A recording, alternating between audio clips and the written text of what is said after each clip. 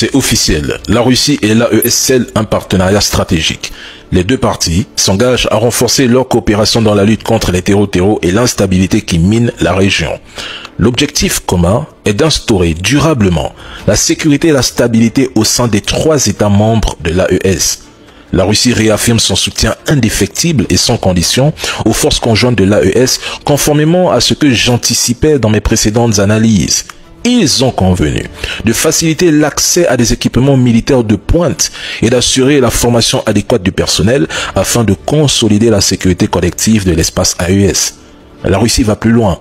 Moscou s'est dit également prête à fournir toute l'assistance technique nécessaire aux pays membres pour garantir leur souveraineté et leur intégrité territoriale. Je pense qu'en s'engageant aussi fermement aux côtés de l'AES, la Russie ne se contente plus de nous soutenir contre des groupes armés. Elle envoie un message clair. Elle sait, ou du moins, elle pense savoir qui tire les ficelles du terreau dans la région. Et je peux me tromper, mais en politique internationale, ce genre de positionnement n'est jamais anodin. Autrement dit, si la Russie veut aider à stabiliser les pays de l'AES, c'est aussi parce qu'elle identifie les sources du chaos, qu'il s'agisse d'acteurs étatiques, de réseaux transnationaux ou de puissances qui ont intérêt à maintenir l'instabilité pour mieux contrôler. Il est triste de voir que des Africains s'opposent à l'évolution de l'AES alors qu'un pays situé bien loin du continent africain, la Russie, nous apporte son soutien inconditionnel. Bref, des décisions importantes ont été prises à huis clos et ce que je viens de mentionner n'est que la partie émergée de l'iceberg. Longue vie à l'AES. Les États-Unis déploient rapidement des moyens militaires majeurs au Moyen-Orient pour menacer l'Iran. L'Iran est devenu le pivot central de l'axe anti-occidental au Moyen-Orient pour la Russie et la Chine.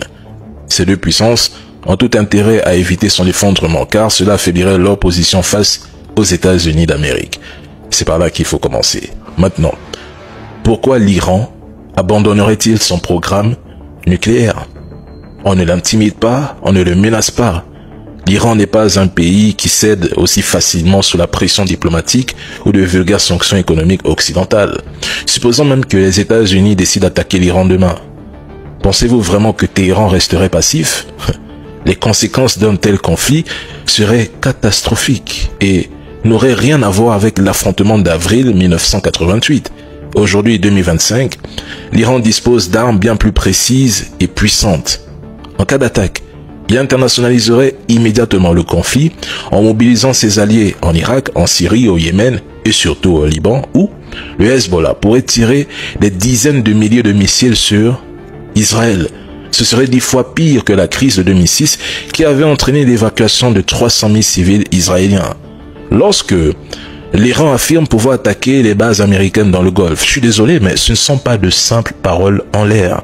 Ce qu'ils ont infligé à Israël l'année dernière, je vous le rassure, ce n'était qu'un test.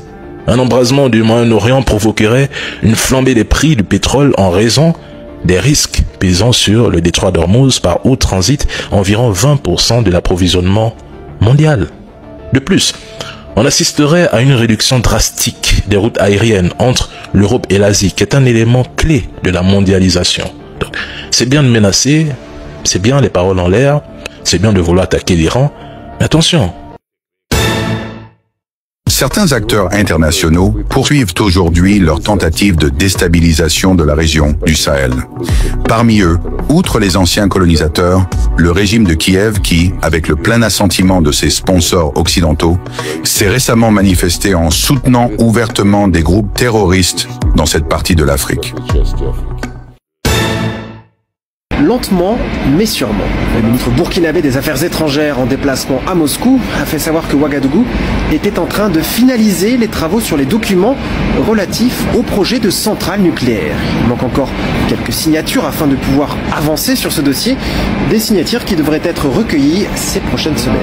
Les échanges réguliers entre Rosatom, le géant du nucléaire civil russe, et des experts burkinabés permettent de définir les modalités et même esquisser l'envergure du projet. La centrale, ce n'est pas encore pour demain, mais ça va dans la bonne direction. L'AES envisage de mettre en place une banque d'investissement pour financer son développement. Et cette banque doit forcément rentrer en corrélation avec d'autres institutions de financement en utilisant de nouveaux instruments. On ne peut pas continuer à être sous le diktat du dollar ou d'autres mécanismes parce que ça présentait ses limites. C'est des méthodes injustes, c'est un regard qui divise, c'est un regard qui fait de la ségrégation et nous ne pouvons pas continuer à travailler dans un environnement où nous n'avons pas la possibilité d'offrir un avenir meilleur à nos populations. Cette force va venir renforcer le paysage institutionnel au niveau confédéral. Naturellement, la Russie a toujours été un partenaire de premier plan avec le Burkina, le Mali et le Niger, tant au niveau bilatéral, et c'était tout à fait normal que ce partenariat puisse se transposer au niveau confédéral. La Russie a montré sa disponibilité à accompagner l'AES, donc dans le cadre de la consolidation de cette force unifiée. Naturellement, il s'agira de travailler sur le volet instruction, donc renforcement des capacités, échange d'expertise, accompagnement, mais aussi sur le volet logistique. En tant que diplomate, il m'est difficile de vous donner les spécifications techniques, mais ce que je sais, c'est que la coopération que nous avons toujours eue avec la Russie dans le cadre de la lutte contre le terrorisme a porté fruit sur le terrain. Ça a porté fruit au Mali, ça l'a été au Burkina, et ça l'est aussi au Niger, ce qui nous donne raison et nous conforte donc dans ce choix. La Russie a été le premier pays au monde à reconnaître l'AES et nous ne l'oublierons pas. Je me réjouis du fait qu'aujourd'hui nous ayons pour la première fois, comme le ministre Lavrov l'a indiqué, que le drapeau de l'AES soit monté en dehors de l'espace AES pour la première fois. C'est aujourd'hui ici, au niveau de la Confédération de Russie. Donc nous les remercions pour cela. Je crois que c'est un pas important. L'insécurité dans notre espace, terrorisme qui est d'ailleurs soutenu par des sponsors étatiques étrangers, y compris des acteurs régionaux, des acteurs de notre espace qui continuent à servir de base arrière et à soutenir le terrorisme, ce qu'il faut combattre. Sur le plan du développement, nous travaillons à renforcer une intégration des peuples d'abord, entre nos populations, mais asseoir la libre circulation. Notre alliance, officiellement reconnue par la Russie, marque un tournant majeur. Moscou affiche clairement son soutien, considérant l'AES comme une initiative crédible pour stabiliser le Sahel. C'est l'essentiel à retenir. Nous avançons vers une coopération concrète avec des engagements dans des domaines clés comme la défense, la sécurité, l'économie et la diplomatie. Le ministre des Affaires étrangères, M. Abdoulaye Diop, a tout dit, et j'ajouterai ceci. Sans ces soutiens extérieurs et intérieurs, les groupes terreau auraient perdu toute capacité de réaction. Malheureusement, comme il a souligné, certains continuent de les financer car il est dans leur intérêt de voir l'AES échouer. Quoi qu'il en soit, une chose est claire, le rapprochement entre l'AES et la Russie ne dérange pas parce qu'il déstabilise l'Afrique, comme le président Macron tente de nous le faire croire, mais parce qu'il échappe au contrôle occidental et menace leur hégémonie déclinante sur le continent. La Russie propose un partenariat basé sur la souveraineté, une alternative qui pourrait inspirer d'autres nations africaines. Et c'est précisément cette idéologie qu'ils veulent briser. Nous sommes combattus parce que nous avons osé défier l'Occident. Pour eux, la relation entre l'Afrique et l'Occident doit rester celle d'un maître et de son esclave. Et nos pays riches en ressources stratégiques, malheureusement, ne doivent être que de simples réservoirs de matières premières.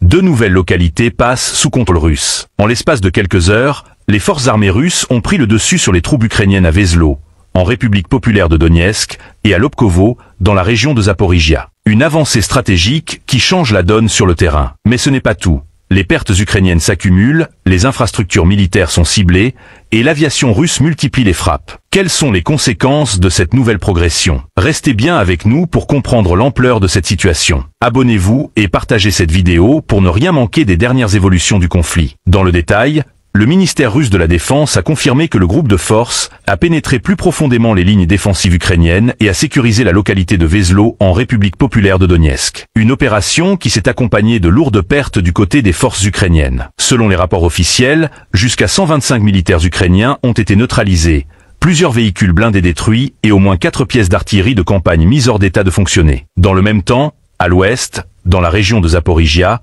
c'est le groupe de troupes Dnipre qui a pris le contrôle du village de Lobkovo. Une avancée tactique qui s'est également soldée par d'importantes pertes pour Kiev. Une 60aine de soldats ukrainiens tués, cette véhicule anéanti, ainsi qu'une station de guerre électronique ciblée et neutralisée. Mais ce qui frappe particulièrement, c'est l'intensité des opérations aériennes russes. En seulement 24 heures, pas moins de 138 drones ukrainiens ont été interceptés et détruits par les systèmes de défense aérienne russes. Une guerre électronique qui prend une ampleur inédite, démontrant que la bataille se joue aussi bien sur le terrain que dans les airs. Ces nouvelles prises de territoire s'inscrivent dans une dynamique plus large d'offensive russe, marquée par une intensification des frappes et un grignotage progressif des positions ukrainiennes. Les forces de Kiev, sous pression, voient leur ligne de défense mise à mal par une armée russe qui semble vouloir accélérer son avancée. Alors, que signifie cette progression pour la suite du conflit? Cette série de victoires tactiques russes annonce-t-elle une nouvelle phase de l'offensive? Une chose est certaine, la situation évolue rapidement, et chaque position perdue complique davantage la tâche des forces ukrainiennes sur le front sud-est. Le rapport de force est en pleine mutation, et la question centrale demeure. Jusqu'où la Russie ira-t-elle dans sa stratégie d'avancée territoriale?